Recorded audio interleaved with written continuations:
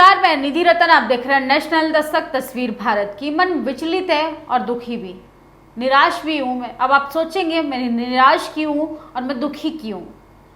सोचिए, इस देश की जो तस्वीरें हमारे सामने दिखाई जाती हैं, उनके पीछे जो तस्वीरें होती हैं भारत की, उस पर कोई बात नहीं करता। मेन स्ट्रीम मीडिया बात नहीं करती, सरकार बात नहीं करती, विपक्ष के नेता सवाल नहीं करते। तो हम सोचने पे मजबूर हो जाते हैं कि आखिर देश की इस स्थिति को कौन बदलेगा। सोचिए, 32 दिनों से नागपुर से पैदल संघर्ष कर आ रहे हैं बच्चे देश की राजधानी दिल्ली में। किस उम्मीद में आ रहे हैं? उनकी आंखों में कुछ सपने हैं, उन्होंने कुछ करने की ठानी है, लेकिन सरकार ने उन उम्मीदों पे पानी फेर दिया है। सरकार ने उनकी शिक्षा को खत्म कर दिया है। सरकार ने उनकी कलम की ताकत को कमजोर कर दिया है। सरकार ने उनके हक अधिकारों को मार दिया है। सरकार ने उनके हाथों से रोजी रोटी का जरिया छीन लिया है। सरकार ने उनकी नौकरी छीन ली है। सबसे पहले आप ये वीडियो देखिए। पैदल मार्च के 32वें दिन हमारे साथी महिला साथी की तबीयत बहुत ज़्यादा खराब हो गई है और देख सकते हैं एम्बुलेंस आ चुकी है। बहुत ही ज़्यादा उल्टी दस्त भी हुई है। माननीय अमित शाह जी से निवेदन है, आप कितना हम बच्चों की परीक्षा लेंगे। हम लगातार पैदल चल के, बहुत ही गंभीर हालत है। हम युवाओं की आप कब सुनेंगे।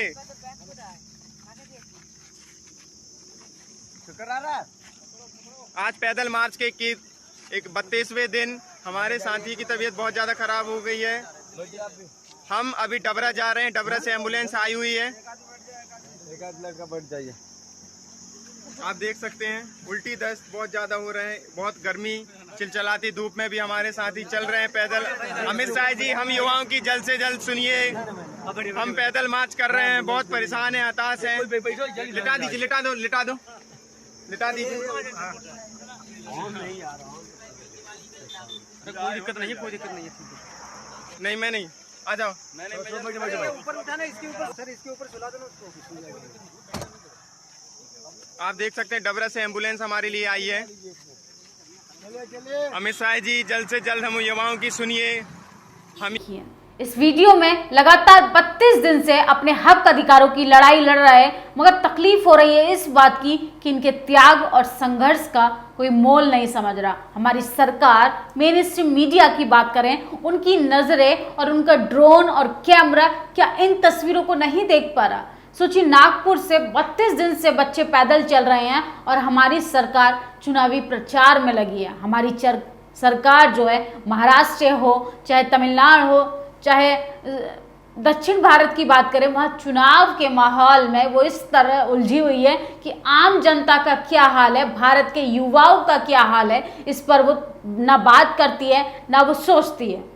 सोचिए, जिनके हक अधिकारों की बात कर वो सत्ता में आती है और उनकी दशा देखिए कि वो 32 दिनों से पैदल चल रहे हैं। और वीडियो में आपने देखा होगा किस तरीके से बच्चे कमज़ोर हो गए हैं, बेबस हो गए हैं, लाचार हो गए हैं, कि किस तरीके से भीषण गर्मी के दौरान भी वो अपने संघर्षों को जारी रखते हुए सरकार से सिर्फ इस उम्मीद में दिल्ली आने को तैयार है कि शायद सरकार उनकी बात सुन ले, शायद सरकार उनकी तकलीफ़ों को महसूस कर ले, शायद सरकार उनकी जो वो चीज़ें कर रहे हैं, वो जो संघर्ष कर रहे हैं, उसके मोल को वो समझ पाएँ। लेकिन भारत में तो कुछ और ही चल रहा है। भारत में राम राज्य के नाम पे, भारत में विश्व गुरु बनाने के नाम पे इस देश में षड्यंत्र रचा जा रहा है। लगातार सरकार अपने एजेंडे को सिर्फ सही साबित करने के लिए मासूम लोगों को निशाना बना रही है, गरीब लोगों को निशाना बना रही है, बहुजन समाज के लोगों को निशाना बना रही है, ST SC माइनॉरिटी और मुस्लिम समाज के लोगों को सिर्फ धर्म के नाम पर वो भड़का रही है, झगड़ा करवा रही है, ताकि सरकार की फेल नीतियों की तरफ आप लोगों की नज़र ना जाए।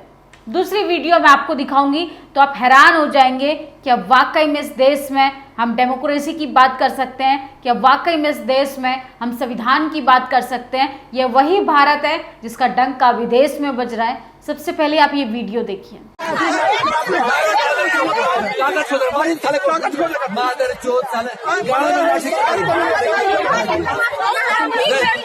पटना के सिटी मजिस्ट्रेट हैं, इनकी अभद्र टिप्पणी आपने सुनी। एक तो ये बुलडोजर चलवा रहे हैं अवैध कॉलोनी घोषित कर अवैध जमीनों पर ये बुलडोजर चलवाने के नाते, और इनके शब्दों को जरा देखिए किस तरीके से एक महिला जब अपनी बात कह रही है कि आप हमारे घरों पर बुलडोजर क्यों चला रहे हैं, तो किस तरीके से वो अपशब्दों का इस्तेमाल करें, किस तरीके से वो गाली गलौज कर रहे हैं। ये है भारत की व्यवस्था जिसको भारतीय जनता पार्टी ने व्यवस्थित किया हुआ है। लेकर तो आए थे सत्ता में राम राज्य, लेकर तो आए थे अच्छे दिन का वादा कर कर। क्या यही अच्छे दिन के वादे हैं कि प्रशासन हो, चाहे मीडिया हो, चाहे सत्ता में बैठे लोग हों, आम जनता के साथ जानवरों से भी ज़्यादा बदसलूकी की जाए। ये है भारत की तस्वीर, लेकिन इस पे कोई चर्चा नहीं करेगा। मेन स्ट्रीम मीडिया तो उसको तो चाटुकारिता करने से फुर्सत नहीं है।